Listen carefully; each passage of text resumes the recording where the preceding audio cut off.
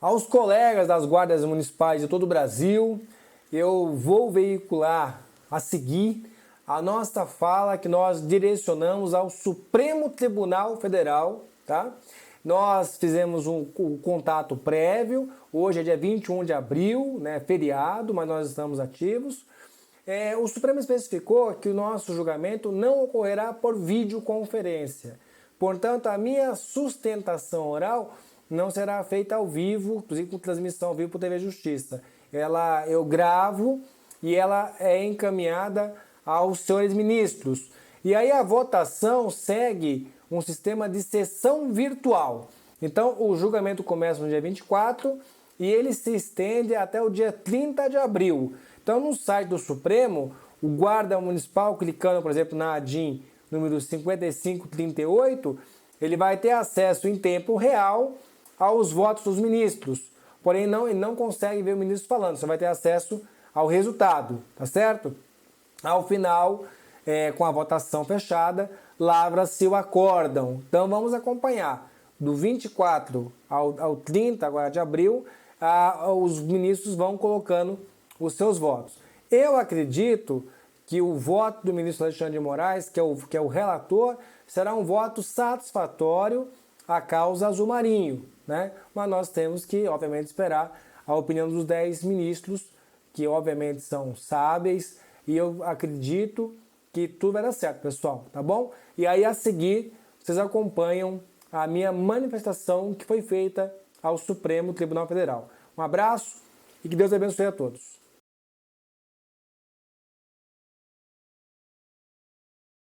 Senhores ministros, meu nome é Michel da Silva Alves, eu sou advogado. Nesta ação direta de inconstitucionalidade número 5538 da relatoria do ministro Alexandre de Moraes.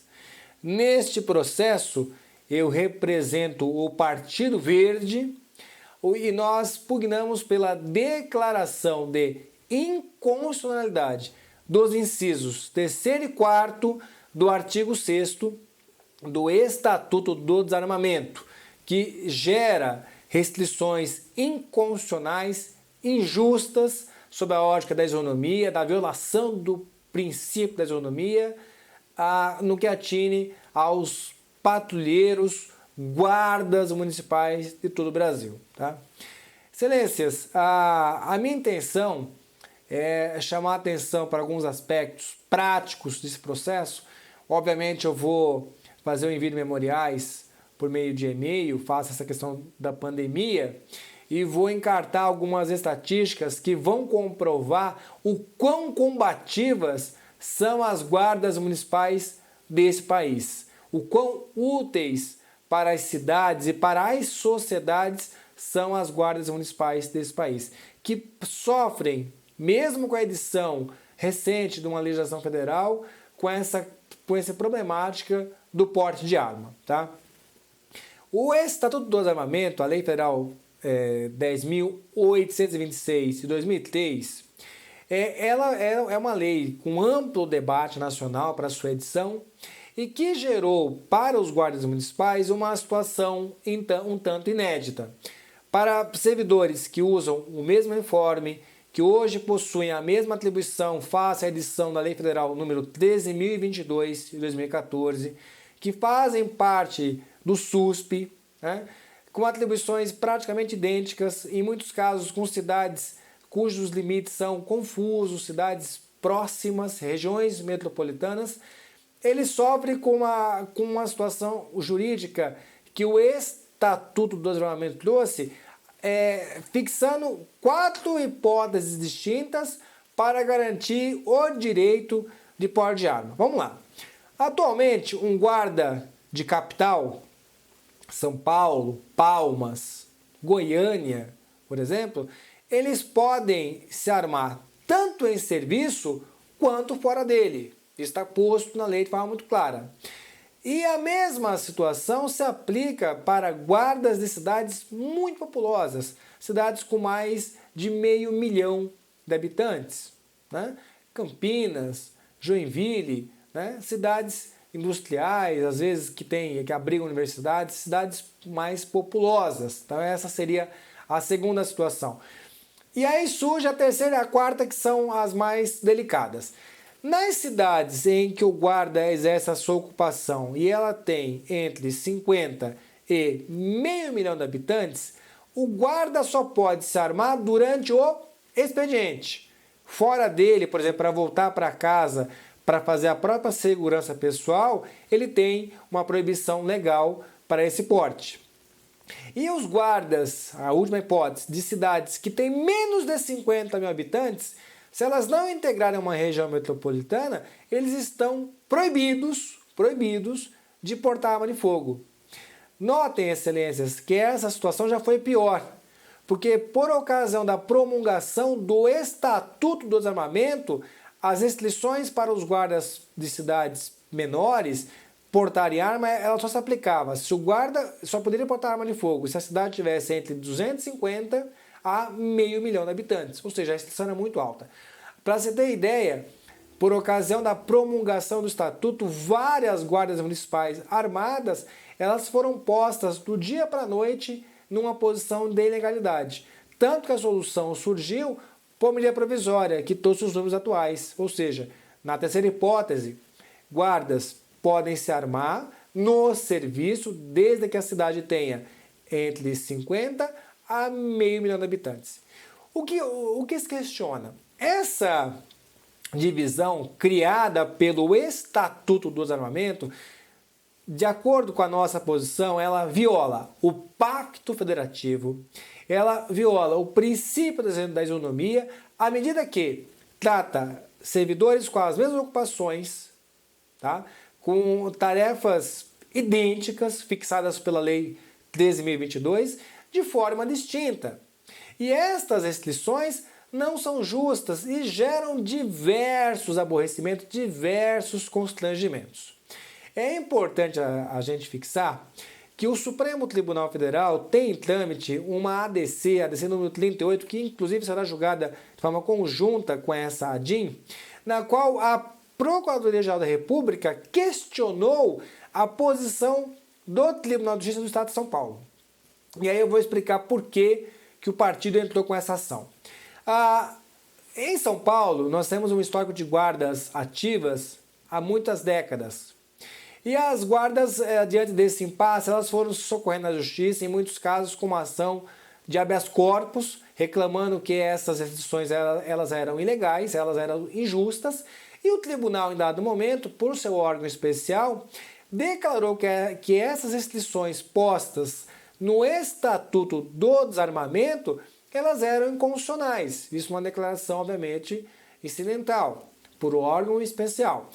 E feito isso, passou-se a garantir em todo o Estado várias decisões em que os guardas passaram a trabalhar armados ou puderam portar suas armas de fogo fora do expediente. E essa cultura do habeas corpus se estendeu para o Rio Grande do Sul, seguiu para o Pará, porém não teve acolhida no Paraná, não teve acolhida em Goiás, não teve acolhida em Pernambuco. Então, diante dessa divisão, a alternativa que nós vimos para tentar ter pacificação jurídica e, de fato, uma solução justa para o impasse, foi buscar a saída no Supremo Tribunal Federal, a qual até o momento nós estamos tendo êxito, pois o ministro Alexandre de Moraes, ao analisar a ADIM do Partido Democratas, em conjunto com a nossa ação, deferiu medida liminar e mandou suspender e extirpar do sistema jurídico, por hora, os dispositivos que geravam essa dúvida. Então, o que é importante os senhores ministros entenderem? Essa divisão ela é absolutamente injusta. Eu sempre chamo a atenção para dois casos bastante simples e eu demonstro o quão é incoerente essas restrições. Por ocasião do julgamento do habeas corpus do guardas municipais da cidade de Praia Grande, eu chamei a atenção para o seguinte fato. Praia Grande é uma cidade do litoral paulista, uma cidade naturalmente turística, em que de segunda a sexta há um público que permanece na cidade, que são os moradores que de fato lá convivem. Porém, entre sábado e domingo e em feriados prolongados, a população da cidade ela multiplica por 4, 5 vezes, ou seja, ela ganha um contingente populacional absurdo. E em dado momento, com bastante acatamento e respeito, eu propus ao Tribunal de Justiça a seguinte dúvida: poxa, você mantém o guarda armado durante a semana, de segunda a sexta, somente no expediente. E sábado e domingo, ele pode voltar com a sua arma para casa, que a conduta dele não é ilegal. Então, os desembargadores, nossa, é verdade, sobre essa ótica, o Estatuto não pensou, por exemplo, na questão das populações flutuantes. As cidades, elas têm vida. Então, elas abrigam universidades, hospitais, rodovias, transporte de massa. Então, as pessoas circulam entre elas. E essa questão, essa divisão geográfica, ela perde o sentido quando você verifica que o guarda municipal, hoje, para estar ativo, tem que estar capacitado, devidamente treinado, com exame psicológico em dia. Ninguém compra arma de fogo do segmento da segurança pública se comprovar essas condições, inclusive a capacitação para o porte e manuseio da arma de fogo. Então, não tem sentido. E o segundo caso que eu chamo a atenção de Vossas Excelências é um caso que é real, inclusive, que de dois irmãos, guardas municipais, um de uma cidade populosa e o outro de uma cidade um pouco menor, enquanto voltavam para casa, foram abordados. E aí teve uma situação tanto inédita, que o guarda da cidade populosa seguiu adiante. Estava armado, mas não tem uma restrição, era de uma cidade grande. O da cidade pequena teve que justificar. Então, no final, acabou seguindo adiante também, mas enfim, teve todo um constrangimento, todo um aborrecimento que não tem sentido. E, por sorte, após o deferimento dessa liminar por parte do ministro Alexandre de Moraes, essas injustiças cessaram. E o Supremo Tribunal Federal, no que atina a Guarda Municipal, já reconheceu, por exemplo, que Guarda Municipal não pode fazer greve. Guarda Municipal está no artigo 144, parágrafo 8º da nossa Carta Magna, da nossa Carta Constitucional, e eles têm função de segurança pública, são agentes de segurança pública e não faz sentido algum a manutenção das restrições postas no Estatuto do Desarmamento. Para se ter ideia, no meio dessa pandemia do Covid-19, os guardas municipais estão na linha de frente em todas as cidades do país, ajudando os prefeitos, ajudando a manutenção dos espaços públicos, garantindo a segurança dos profissionais de saúde. Portanto, todos com o mesmo empenho. Então, mais uma vez, prova-se que não faz sentido. Eu recebi centenas de e-mails nos últimos dias de entidades, inclusive da Federação dos Guardas, com estatísticas que eu vou declinar a Vossa Excelência por meio de memoriais, comprovando que os guardas têm uma atividade de policiamento importantíssima e essas restrições precisam ceder para que o guarda de fato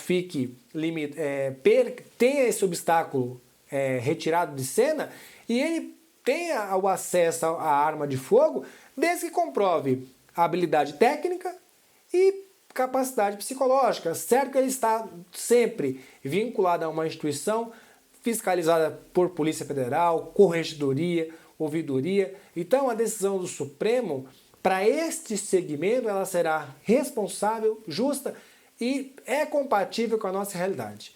São as minhas palavras, eu espero poder ter colaborado com o desfecho dessa causa. Muito obrigado.